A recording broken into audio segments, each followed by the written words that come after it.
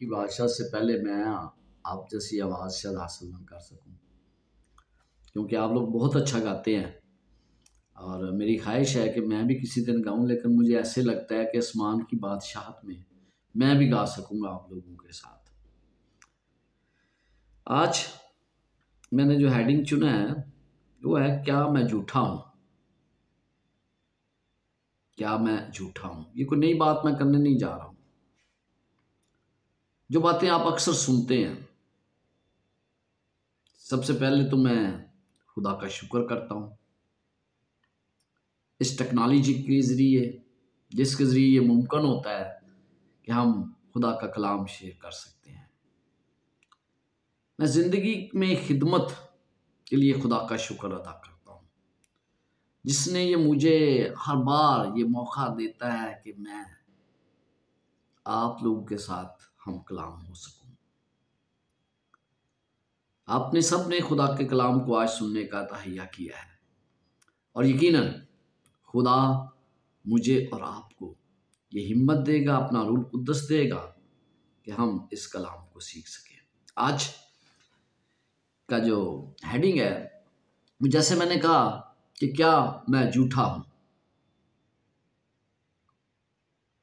तो मेरे साथ यूहन्ना रसूल का पहला खत, उसका 4 बाब, और यहीं से मैं आप लोगों से मुखातब हूँगा।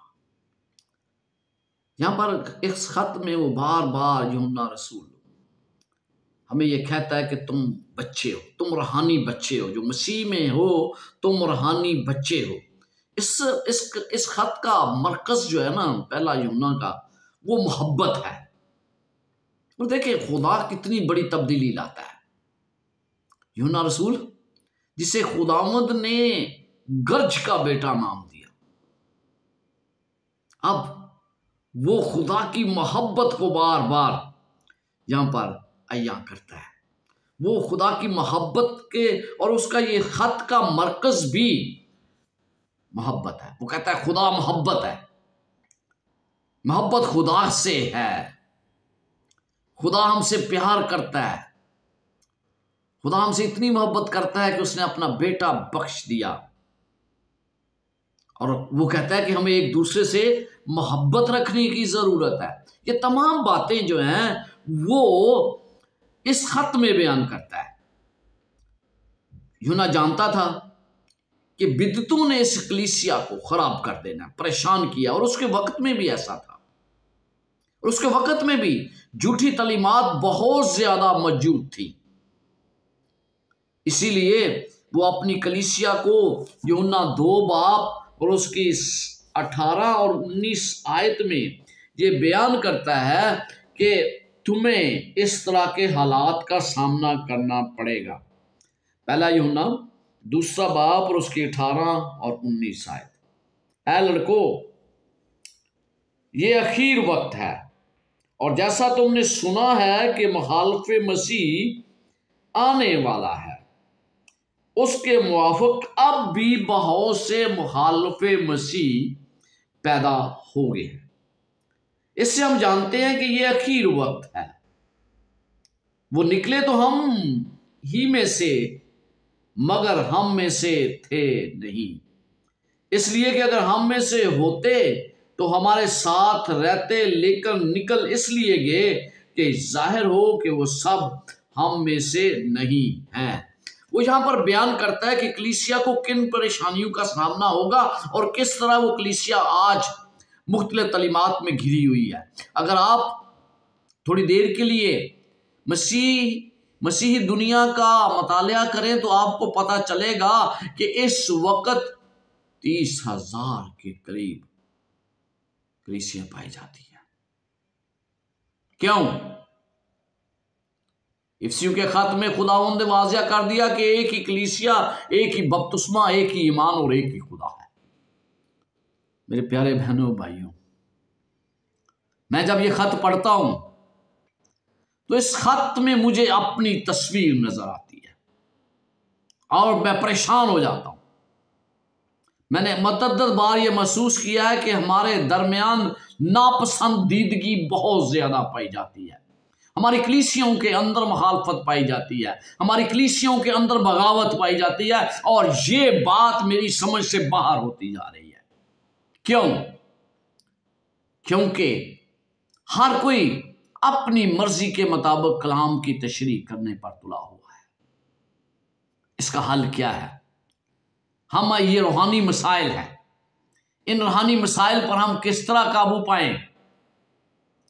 अगर आज आप खुदा का कलाम सुनने वाले हैं तो इस बात को याद रखें कि हमारे अंदर, आज मैं बताने जा रहा हूं कि हमारे अंदर किस चीज की कमी पाई जाती है। क्यों यूहन्ना बार बार गर्ज के बेटे से तब्दील होकर मोहब्बत करने वाला इंसान बन गया? यूहन्ना 4 बाब में सबसे पहले वो कलीसिया के अरकान को बताने की कोशिश कर रहा है कि झूठे उस्ताद से तुम्हें आगाह रहना है। वो ऐलान करता है कि खुदा के पास, खुदा की तरफ से उसके पास पैगाम है, और वो उन्हें मशवरा देता है कि वो खुदा के कलाम से उसके बारे में दरियाफ्त करें। बहुत से लोग, जो पादरी अशरफ पैगाम देता है तो वो सोचते हैं कि भाई बिल्कुल ठीक है, मुझे नहीं समझने की, वो पादरियों पर इंसार करते हैं। सबसे बड़ी अबतरी जो आज कलीसिया में पाई जाती है वो यह है कि हम अपनी रूहानी ज़रूरत के लिए या तो पादरी साहबान का सहारा लेते हैं या हम एल्डर साहबान का सहारा लेते हैं। नहीं, अपने तौर पर खुदा के कलाम को पढ़ना बहुत ज़रूरी है, क्योंकि बाइबल मुकद्दस में यीशु मसीह ने बड़े वाज़िह तौर पर हमें बता दिया था कि झूठे नबी और झूठे मसीह पैदा होंगे। तो इसका मतलब अगर यीशु मसीह ने कहा तो वो लाजमी है, हमें उनको शनाख्त करना है। यूहन्ना यहां पर मोहब्बत के बारे में बात करता है। हमें जानने की जरूरत है कि मोहब्बत एक आसमानी सिफ्त है और हमें एक दूसरे से मोहब्बत करने के लिए कहा गया है। ये कोई इख्तियारी नहीं है चीज, यहां पर फर्ज है। बहुत से लोग सोचते हैं कि ये एक हुक्म है। हाँ, ये हुक्म है। दुनिया वाले, उनके दिल आज इस मोहब्बत से खाली है जिसका बयान यूहन्ना करता है। मोहब्बत जिंदगी में ताकत और सच्चाई देती है। मोहब्बत सब अच्छा करती है और अच्छाई के सिवा कुछ नहीं है इसमें। जो मोहब्बत रखते हैं वो पकीज़ा और आखिरकार हमेशा की जिंदगी का फल पाएंगे। अगर खुदा ने पहले हमसे मोहब्बत ना की होती तो हम एक दूसरे से कैसे मोहब्बत करने के काबिल होते? अगर खुदा की मोहब्बत हम में नहीं है तो हम दूसरों से नफरत करेंगे। अगर खुदा मोहब्बत है तो हमें भी उस जैसा मोहब्बत बनना है, मोहब्बत करनी है लोगों से। यूहन्ना चाहता था कि हम खुदा की मोहब्बत को अपने लिए समझें, और उसने क्या किया? उसने अपनी कलीसिया के अरकान पर वाज़िया किया कि जैसा कि मैं चाहता हूं कि पहले आप खुदा से मोहब्बत को समझें और फिर जो आपका फर्ज है कि आप दूसरों से मोहब्बत करें। हम सब दावा करते हैं कि हम खुदा से मोहब्बत करते हैं और ये बड़ा आसान है, लेकिन इस दावे का इम्तिहान क्या है? अगर मैं ये दावा करता हूं मैं खुदा से मोहब्बत करता हूं तो किस तरह मेरा इम्तिहान किस तरह लिया जाता है? किस तरह पता चलता है कि मैं खुदा से मोहब्बत करता हूं? वो इससे पता चलता है कि मैं दूसरों से कैसी मोहब्बत करता हूं। ये टेस्ट है, ये एक इम्तिहान है। ये हमारे रवैये, तर्ज अमल और अमाल से ज़ाहिर होना चाहिए कि हम खुदा से मोहब्बत करते हैं जब हम दूसरों से मोहब्बत करते हैं। खुदा से साथ हमारी मोहब्बत की नुमाइश नहीं की जा सकती, क्योंकि हमें पता है कि वो हर चीज़ हमें प्रोवाइड करता है, इसलिए हम उससे मोहब्बत करते हैं। इस बात से नापी भी नहीं जा सकती मोहब्बत खुदा की कितनी है।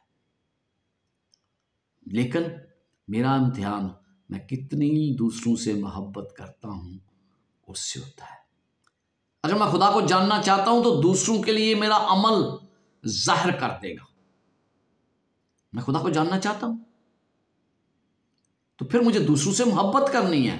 अगर खुदा मुझ में रहता है तो ये दूसरों के साथ मेरे बर्ताव से जाहिर होगा। मेरा बर्ताव कैसा है, मैं खुदा मुझ में रहता है कि नहीं रहता है, मेरी हरकत कैसी है। अगर मैं खुदा से मोहब्बत करता हूं तो ये मेरे रवैये से भी जाहिर होगा। आज हम इस सहीफे से, इस हवाले से 3 चीजों को मैं बयान करने जा रहा हूं। पहली चीज, यूना 4 बाब 7 से 21 आयत में पहली चीज क्या है, मैं झूठा हूं अगर मैं इसके काम पर अमल नहीं करता और खुदा को नहीं जानता। तो आइए 7वीं और 8वीं आयत पढ़ते हैं। पहला यूहन्ना उसका 4 बाब और उसकी 7वीं और 8वीं आयत। यहां पर क्या लिखा है, ए अजीजो आओ हम एक दूसरे से मोहब्बत रखें, क्योंकि मोहब्बत खुदा की तरफ से है, और जो मोहब्बत रखता है वो खुदा से पैदा हुआ है और खुदा को जानता है। What a message. क्या वो कह रहा है, कहता है जो मोहब्बत रखता है वो खुदा से पैदा हुआ है। इसका मतलब है अगर मैं मोहब्बत नहीं रखता तो मैं खुदा से पैदा नहीं हूं और मैं खुदा को जानता भी नहीं हूं, लेकिन मैं दावा जरूर करता हूं कि मैं खुदा से मोहब्बत रखता हूं और खुदा को जानता हूं। दूसरी बात आगे 8वीं आयत में क्या वो कहता है, जो मोहब्बत नहीं रखता वो खुदा को नहीं जानता, क्योंकि खुदा मोहब्बत है।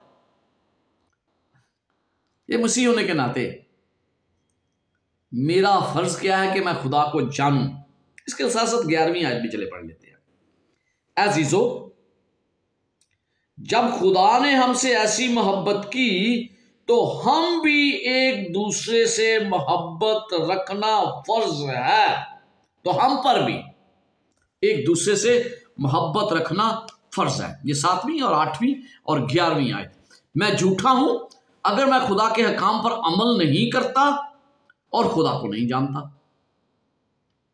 एक मसीह होने के नाते मेरा यह फर्ज है कि मैं खुदा को जानूं। बाइबल में इस हवाले में हमें वाज़िया तौर पर बता दिया गया है कि हमें खुदा को जानना है। खुदा के बारे जानना एक मसीह का फर्ज है, यह उसकी जिम्मेदारी है। क्या मैं खुदा को जानता हूं?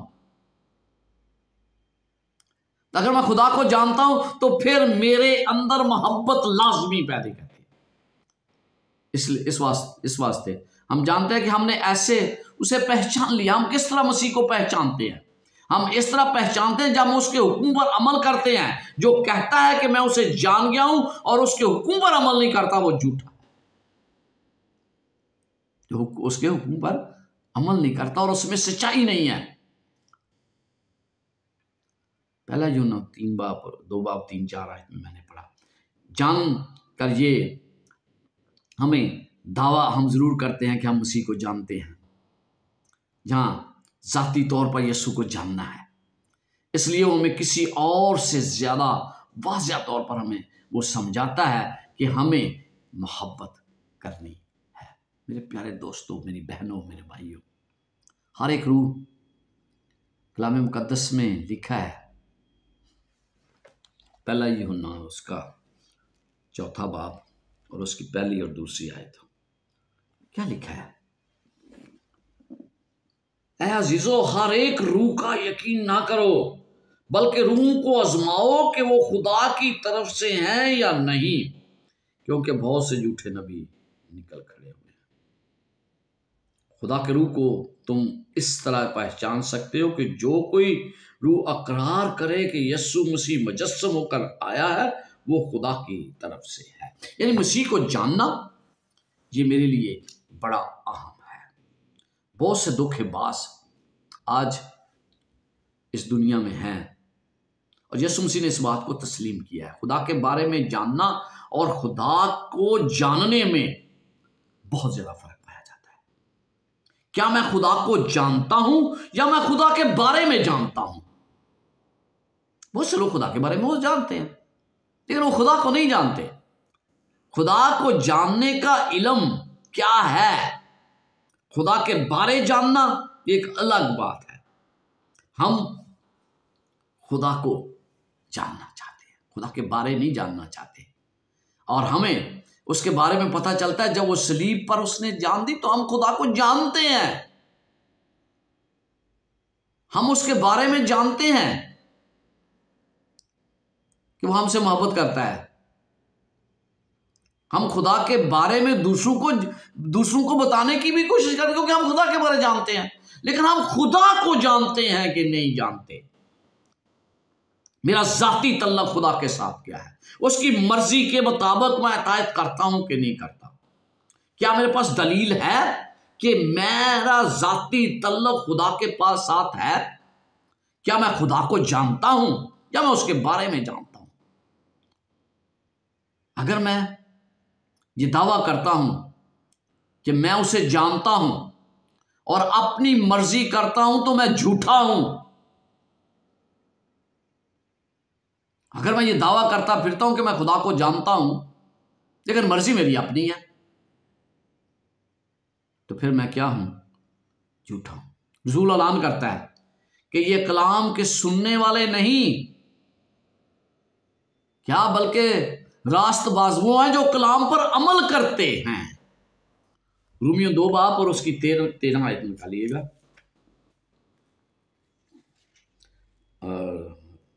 रोमियो 2 बाब और उसकी 13वीं आयत, यहां पर लिखा है, क्योंकि शरीयत के सुनने वाले खुदा के नजदीक रास्तबाज नहीं होते, बल्कि शरीयत पर अमल करने वाले रास्तबाज ठहराए जाएंगे।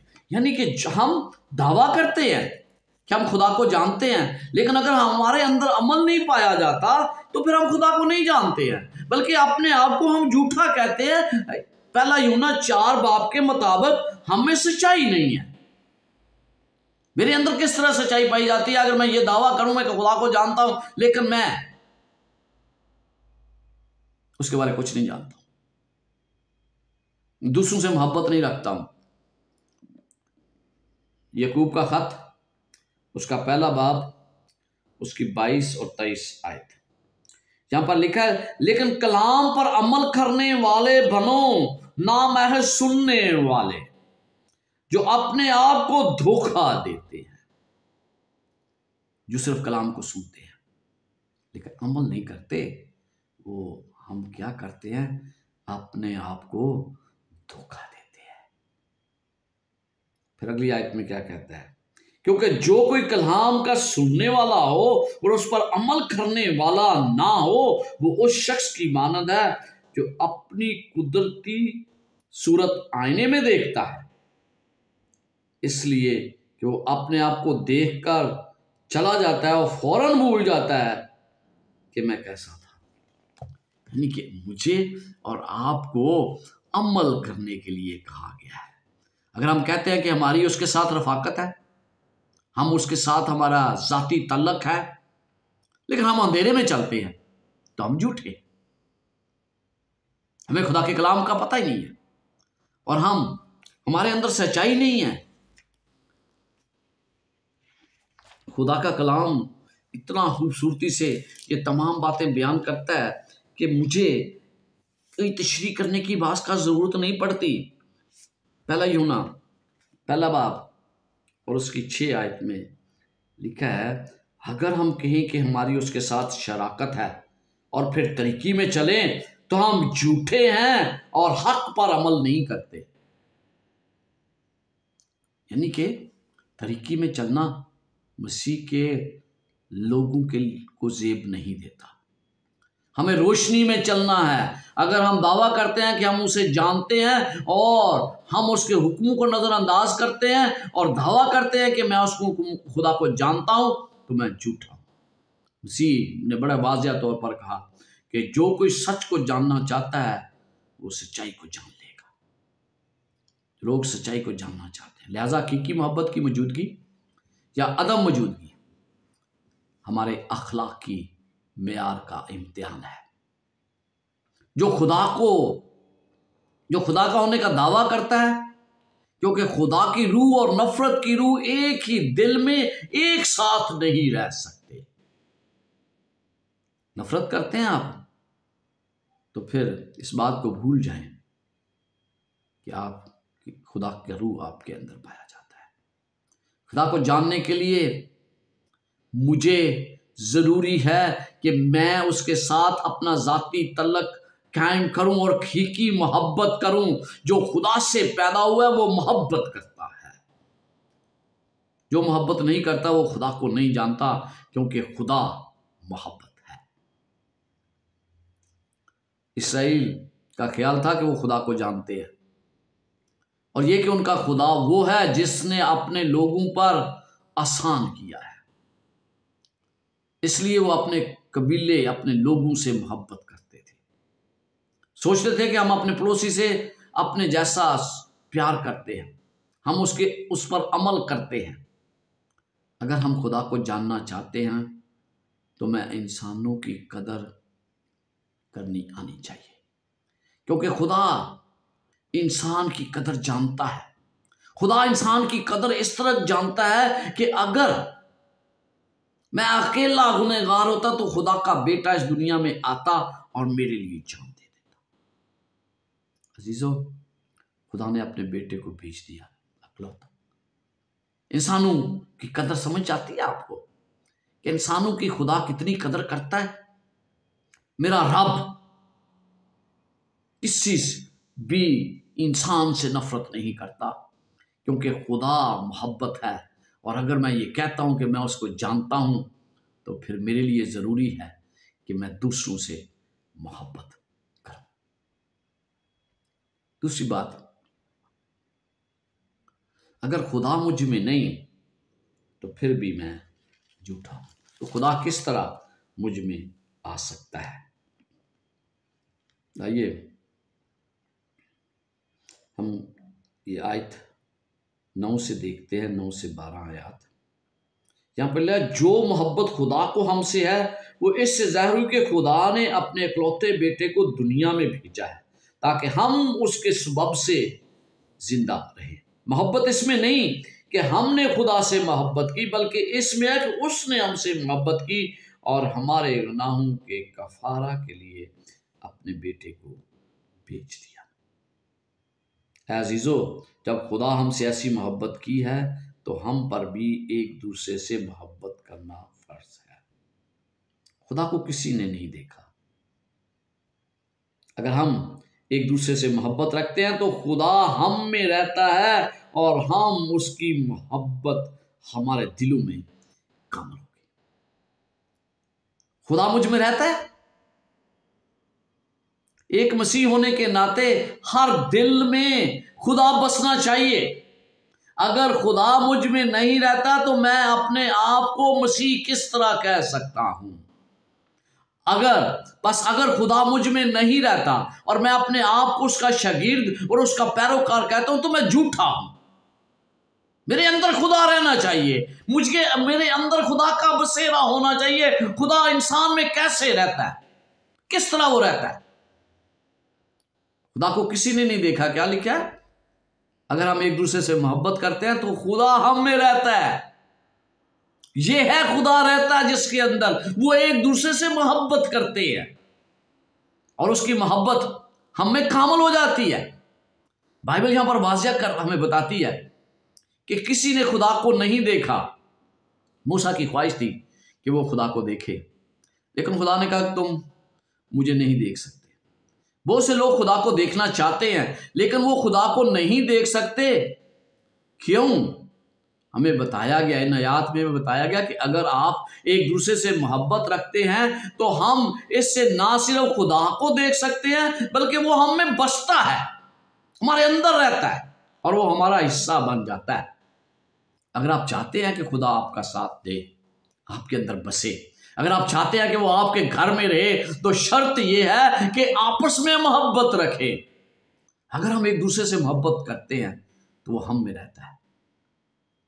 जो शख्स खुदा से मोहब्बत करता है उसके लिए खुदा के घर में मुस्तकिल जगह होती है और यही खुदा का हुक्म है। सबसे खुदा के बारे में इल्म हासिल करने का बेहतरीन तरीका क्या है?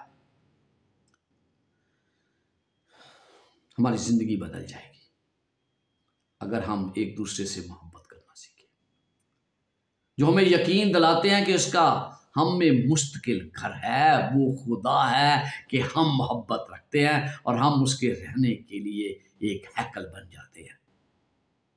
जब खुदा की मोहब्बत हमारे दिलों में होती है तो हमारी ज़िंदगी बदल जाती है, और ये मोहब्बत उन लोगों की ज़िंदगियों में मिसाली होती है जो अपने भाइयों से मोहब्बत करते हैं, अपने बहनों से मोहब्बत करते हैं। इसका मतलब यह है कि मेरे दिल में खुदा की मोहब्बत सिर्फ इसी सूरत में ज़ाहिर होगी जब मैं अपने भाई से मोहब्बत करूँगा। अगर मैं अपने भाई से मोहब्बत नहीं करूँगा तो खुदा की मोहब्बत मुझ में ज़ाहिर नहीं हो सकती। जब मैं अपने भाई से मोहब्बत करता हूं तो खुदा मुझ में रहता है। जब हम एक दूसरे से मोहब्बत करते हैं तो वो निशानी है जिसके जरिए हम पहचानते हैं कि हम खुदा से मोहब्बत करते हैं। हम सब अपने आसमानी घर की तरफ जाने के मुंतजर हैं। खुदा का कलाम हमें वाज़िह तौर पर बताता है कि सिर्फ वही लोग जो मसीह में रहते हैं उसके आने पर उसके लिए मिलने के लिए तैयार होंगे। खुदा के कलाम के मुताबिक सिर्फ वही तरीका है जो खुदा मुझ में रह सकता है, या बस अगर खुदा मुझ में रहता है तो मुझे मोहब्बत करना लाज़िम है। क्या आप जानते हैं कि खुदा से कैसी मोहब्बत है मेरी? कि क्या मेरी मोहब्बत कामल है उसमें? उसकी मोहब्बत सिर्फ हम में कामल होती है जब हम में वो हमारे अंदर वो रहता है। अगर मैं सिर्फ अपने ख़ानदान के अफराद, दोस्तों, रिश्तेदारों, लोगों को से मोहब्बत करता हूँ जो मेरी हमायत करते हैं, जो मुझे फेवर देते हैं, तो मैं गैरत से ज़्यादा क्या कर रहा हूँ? सिर्फ यही कि मैं उन्हीं को मोहब्बत करता हूँ जो मुझसे मोहब्बत करते हैं, और खुदा मुझ में नहीं रहता फिर, अगर मैं सिर्फ अपने चाहने वालों से मोहब्बत रखता हूँ। क्या आप जानते हैं कि खुदा आप में रहता है? मैं आपसे दरख्वास्त करता हूँ कि दूसरों से मोहब्बत करें ताकि उसकी मोहब्बत आप में और मुझ में कामल हो जाए। खुदा हमसे तल्लक रखता है। यीशु को हमारे अमल, हर फैसले और हमारे हर तल्लक का मरकज़ होना चाहिए।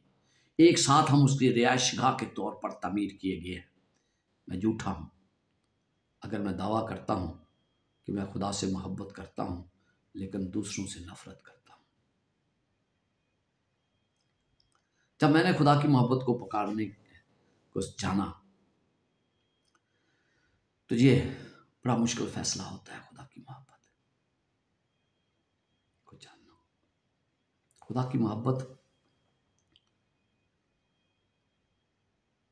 आपको ये कहती है कि आपको यहाँ पर वो भेजे, आपको जाना है। खुदा का कलाम कहता है कि अगर कोई कहे कि मैं खुदा से प्यार करता हूँ और अपने भाई से नफरत करता है, क्योंकि उसने अपने रूह में हमें दिया है और हम जानते हैं कि हम उसमें कायम रहते हैं और वो हम में, और हमने देख लिया और गवाही देते हैं कि बाप ने बेटे को दुनिया का मुनज्जी करके भेजा है। जो कि इकरार करता है कि यीशु खुदा का बेटा है, खुदा उसमें रहता है और वो खुदा में।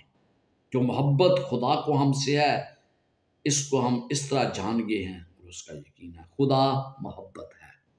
जो मोहब्बत में कायम रहता है वो खुदा में कायम रहता है और खुदा उसमें कायम रहता है। इसी सबब से मोहब्बत हम में कामल हो गई ताकि हमें अदालत के दिन दलेरी हो, क्योंकि जैसा वो है वैसे ही दुनिया हम में भी है। मोहब्बत में खौफ नहीं आता। 19 आयत में लिखा है, हम इसलिए मोहब्बत रखते हैं कि पहले उसने हमसे मोहब्बत रखी। अगर कोई कहे कि मैं खुदा से मोहब्बत रखता हूं और अपने भाई से अदावत रखे तो झूठा है, क्योंकि जो अपने भाई से जिसे उसने देखा है मोहब्बत नहीं रखता, वो खुदा से भी जिसे उसने नहीं देखा मोहब्बत नहीं रख सकता। आओ हम को उसकी तरफ से ये हुक्म मिला है कि जो कोई खुदा से मोहब्बत रखता है वो अपने भाई से भी मोहब्बत रखे। कितना वाज़िह है कि खुदा मुझे दूसरों से मोहब्बत करने की कितनी ज़रूरत है। मजहबी लोग जो अपने आप को मजहबी लोग कहते हैं, क्या वो खुदा से मोहब्बत रखते हैं? क्या उसका अपनी सबूत पेश करते हैं? कलाम में बड़ा वाज़िह कि खुदा मोहब्बत है और हम खुदा और मोहब्बत को अलग नहीं कर सकते। मैं जानता हूं कि मैं अपने बच्चों से प्यार करता हूं, मैं जानता हूं कि मैं अपनी बीवी से प्यार करता हूं, मैं ये जानता हूं कि मैं अपने रिश्तेदारों से प्यार करता हूं। लेकिन क्या हम एक दूसरे से मोहब्बत रखते हैं? वालिदैन बच्चों से मोहब्बत करते हैं, इसमें उन्हें कोई राहत नहीं है। लेकिन खुदा ने हमारे पैदा होने से पहले ही हमारे लिए मंसूबा बनाया है। हम अपने बच्चों के लिए मंसूबा बनाते हैं क्योंकि हमारे वो बच्चे हैं। लेकिन खुदा हमारी पैदाइश से पहले ही मंसूबा बनाता है। अगर मैं दावा करता हूं कि मैं खुदा से मोहब्बत करता हूं लेकिन दूसरे से मोहब्बत नहीं करता है तो मैं झूठा हूं। अगर मैं अपने भाई से नफरत करता हूं तो मैं झूठा हूं। अगर मैं अपने साथी कारकुनों से नफरत करता हूं तो मैं झूठा हूं। अगर मैं आप दूसरों को जानबूझकर नजरअंदाज करता हूं तो मैं झूठा हूं। खुदा ने हमें यह बताने के लिए बहुत कुछ किया है कि खुदा मोहब्बत है। हमें दूसरों से मोहब्बत करने की जरूरत है। लिहाजा हमारे लिए जरूरी है कि हम खुदा की मोहब्बत को दूसरों के साथ बांटें, क्योंकि ये जरूरी है, ऑप्शन नहीं है। ये एक हुक्म है। एक मसीह के तौर पर जब मैं ये दावा करता हूं कि मैं उसे जानता हूं और मैं उससे मोहब्बत करता हूं और मुझे इस पर यकीन है, मुझे दूसरों से प्यार करना चाहिए। प्यार मोहब्बत साबर होती है, मेहरबान होती है, हसद नहीं करती, शिकी नहीं मारती। आप पहला ग्रंथियों पढ़ें, आपको पता चलेगा कि मोहब्बत क्या है। हमेशा खुदा हमसे लाजवाल, यिर्मयाह 31:3 में लिखा है, खुदा मुझसे लाजवाल मोहब्बत करता है। देखिए, खुदा की मोहब्बत को हम किस तरह जान सकते हैं? हाँ? अब सेब के दरख्त पर अगर उगने वाला वाहिद फल सेब है, हमारे पास खुदा की मोहब्बत का वाहिद तरीका क्या है? देखिए, एक दरख्त पर सेब लगता है क्योंकि उसकी खासियत है। तो अगर मैं खुदा का बेटा हूं तो मेरे अंदर वो खुदा की मोहब्बत आनी चाहिए कि हम खुदा की मोहब्बत को अपने जरिए से भरने दें। अक्सर मेरा बेटा ना, उसको जिम में जाना बड़ा पसंद है। वो जाता है, बॉडी बिल्डिंग की तस्वीरें लगाता रहता है और वो फेस, कई दफ़ा ना मैंने देखा है, वो शीशे में खड़ा होकर अपनी तस्वीर बनाता है, आईने में खुद को देखता है और आईने में देखते देखते बड़ा खुश रहता है। एक ही वक्त में दूसरों में हम क्या दूसरों को समझते हैं? हम खुदा की मोहब्बत में बढ़ते हैं। हम जब आईने में देखते हैं तो मुझे क्या नजर आता है? क्या मुझे ये नजर आता है कि मैं खुदा की मोहब्बत में जिंदा हूं और मैं खुदा से मोहब्बत करता हूं, मैं उसकी मोहब्बत में शरीक हूं? आपको पता है, गांधी एक रहनुमा था। वो कहता है, मैं तुम्हारे मसीह से मोहब्बत करता हूं लेकिन मैं तुम्हारे मसीहों से मोहब्बत नहीं करता हूं। कहता, मैं तुम्हारे मसीह से मोहब्बत करता हूं लेकिन मैं मसीहों से मोहब्बत नहीं करता। क्यों? इसलिए कि वो मसीह की तरह जिंदगी नहीं गुजारते। क्या आप जानते हैं कि गांधी को ये क्यों कहना पड़ा? क्योंकि वो जानता था कि मसीह मोहब्बत करते हैं लेकिन उसके पैरोकार मोहब्बत नहीं करते कि जैसा उन्हें हुक्म मिला है। क्या हम दूसरों के साथ सामने खुदा की सही तस्वीर की अक्कासी कर रहे हैं? क्या मैं ये जाहिर कर रहा हूं कि मैं मसीह का पैरोकार हूं? क्या हम मसीह को इजाजत दे रहे हैं कि वो हमें अपनी शक्ल में बदल दे? खुदा ने हमें एक दूसरे से मोहब्बत करने का हुक्म दिया है और हम एक दूसरे से मोहब्बत नहीं करते, इसका मतलब यह है कि हम उसे नहीं जानते, वो हम में नहीं रहता, क्योंकि वो मोहब्बत है। आखिर में आप सबसे गुजारिश करना चाहता हूँ, इससे पहले कि ये मैं कलाम तैयार करता, मैंने हर सुनने वाले के लिए एक दुआ की थी कि खुदा हर खानदान, हर फर्द के लिए मैंने दुआ की कि खुदा का पैगाम हर दिल तक पहुंच सके। अगर आपके दिल तक नहीं पहुंचा तो मैं आपको खुदा का पैगाम पहुंचाने में नाकाम रहा। अगर आपके दिल में ये बात पहुंच गई तो मेरे साथ दुआ कीजिए, क्योंकि आज मुझे मालूम हुआ है और मैं जानता हूं और मैं ये दावा करता हूं कि वो मुझ में बसता है खुदावंद ने दूसरों से मोहब्बत करने का वाहिद तरीका ये है कि हमें एक दूसरे से मोहब्बत करनी है। हम एक दूसरे से मोहब्बत करेंगे, हम अपने आप से मोहब्बत करेंगे। तो अजीजों, अगर मैं खुदा को नहीं जानता, खुदा को नहीं पहचानता, खुदा मुझ में नहीं रहता, तो मैं दावा ज़रूर करता हूँ। तो अगर मैं दावा करता हूँ तो फिर मुझे एक दूसरे से मोहब्बत करना है। खुदावंद आपके साथ और आपको बरकत से नवाजे। आमीन।